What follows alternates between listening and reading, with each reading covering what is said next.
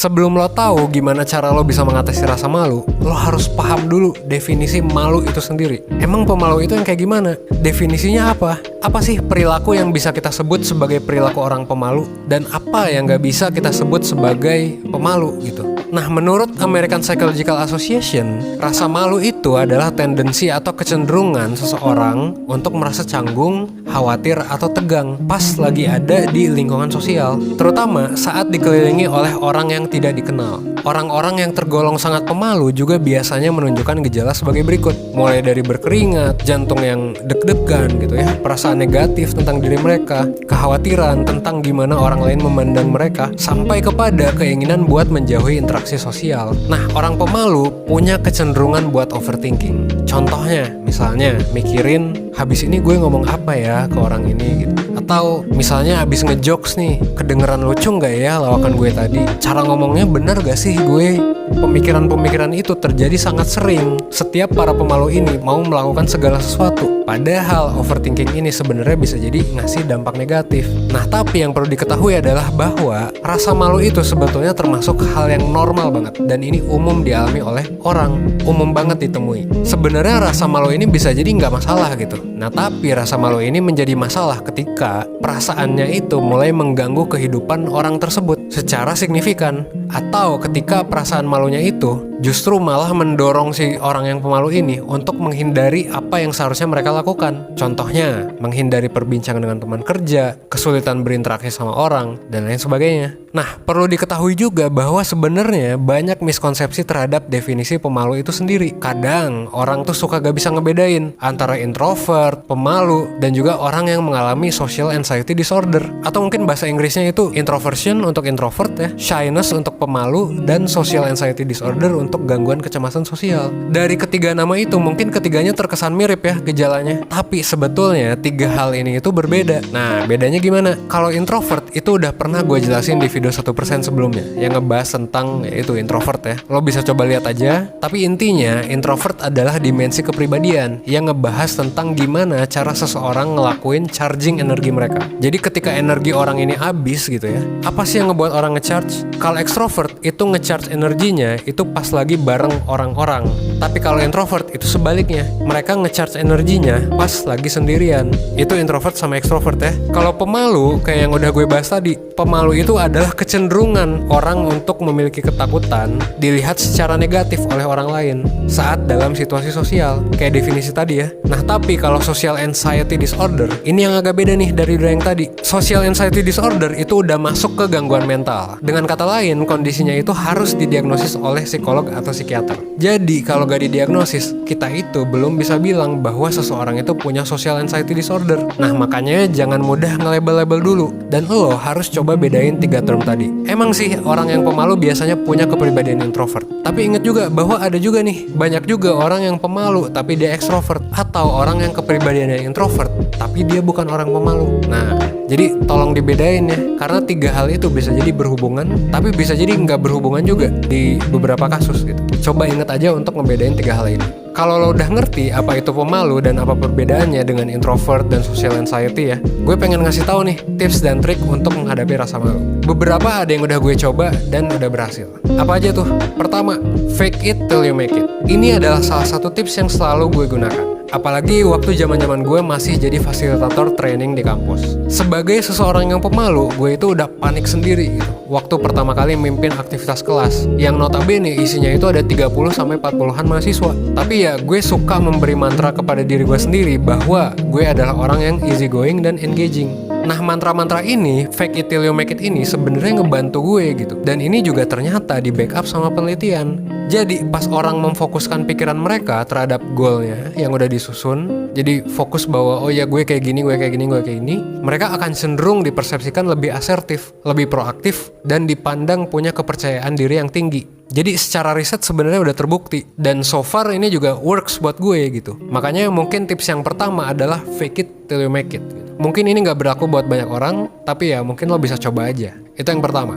Yang kedua, cobalah buat gak berekspektasi terlalu tinggi. Ingat kalau gak ada orang yang sempurna di muka bumi ini. Kalau lo meletakkan ekspektasi tinggi ke diri lo, maka suara kritik di dalam kepala lo akan memiliki suara yang lebih keras. Nah, hal ini juga sebetulnya merupakan salah satu ciri dari orang yang pemalu. Orang yang pemalu itu cenderung punya ekspektasi tinggi, dan jadinya gak realistis terhadap dirinya sendiri pas mau ngelakuin sesuatu. Jadinya mereka akan, dalam tanda kutip ya, lebih jahat ketika menilai diri mereka, lebih keras lah gitu. Makanya mungkin lo perlu mencoba untuk jangan terlalu keras lah sama diri lo sendiri gitu ya. Kalau emang mungkin seringnya lo keras gitu, nggak apa-apa kok kalau misalnya lo salah ngomong pas lagi presentasi atau kebelit-belit pas ngomong. Nggak apa-apa juga kok kalau lo ngejokes gitu terus garing.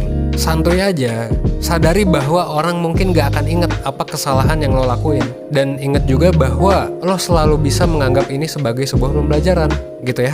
Yang ketiga, lo bisa coba sadari apa yang terjadi dalam pikiran lo saat lo lagi overthinking. Nah, ini biasanya yang pemalu sering overthinking nih. Pas overthinking, biasanya kan kita memonitor semua perilaku yang kita lakukan. Biasanya kita ngatur gimana harusnya mulut kita bergerak, atau gimana kaki dan tangan kita bergerak gitu ya, pas lagi presentasi atau pas lagi jalan. Di satu sisi ini bagus, karena lo jadi sadar atas apa yang terjadi di saat itu. Tapi, kalau lo ngelakuin ini dan lo tetap ngerasa khawatir atas hal yang bakal lo lakuin, berarti lo udah overthinking nih. Overthinking alias lo mengkhawatirkan apa yang akan terjadi di masa depan. Nah, kalau udah overthinking kayak gini, mendingan lo sadar bahwa sebenarnya kekhawatiran ini biasanya itu cuma terjadi di pikiran lo doang. Lo perlu untuk fokus sama hal yang lagi lo lakuin saat itu. Jadi fokuslah pada hal yang terjadi saat itu gitu. Jangan mikirin masa depan.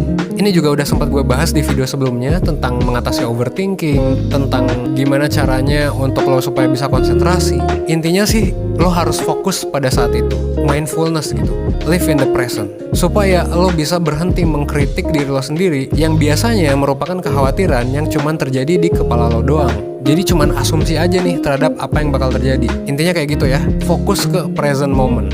Yang keempat, kalau lo grogi pas ketemu orang, lo bisa mulai dengan satu pertanyaan. Ini masih nyambung sih dengan poin sebelumnya. Jadi, orang yang pemalu itu cenderung berpikir bahwa mereka itu nggak bisa membuat perbincangan yang menarik gitu, yang asik lah. Nah, buat lo yang ngerasa kayak gitu, dibandingkan lo berfokus pada, kayaknya gue orangnya nggak asik kalau diajak ngobrol, atau kayaknya obrolan gue nggak seru gitu. Ya, lo bisa coba mulai dengan menggali informasi tentang lawan bicara lo. Siapa sih mereka itu? Pekerjaan mereka tuh apa? Hobi mereka itu apa? Dan lain sebagainya. Kenapa? Karena orang itu suka pas lagi berbicara tentang diri mereka. Dan siapa tahu ya, kalian nanti bakal menemukan orang dengan hobi yang sama, atau orang yang sebenarnya menarik nih kehidupannya. Nah, kalau udah kayak gitu biasanya perbincangan akan jadi seru. Tapi inget ya, kembali ke poin kedua, jangan terlalu taruh ekspektasi yang tinggi. Untuk pemalu mungkin ya butuh proses lah gitu. Untuk mulai obrolan aja itu sebenarnya kan udah sebuah pencapaian gitu.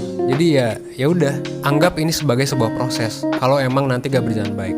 Yang kelima, keluar dari zona nyaman lo. Salah satu cara untuk mengatasi rasa malu lo adalah mengembangkan rasa percaya diri di berbagai area dalam kehidupan lo. Ingat di awal tadi ya, kecemasan itu wajar dan biasanya hanya terjadi di pikiran. Jadi pada akhirnya rasa cemas, ketakutan untuk gagal, ketakutan ditolak, dan ketakutan untuk dipermalukan dan sebagainya gitu ya, itu nggak seharusnya menghentikan langkah lo untuk mengembangkan diri.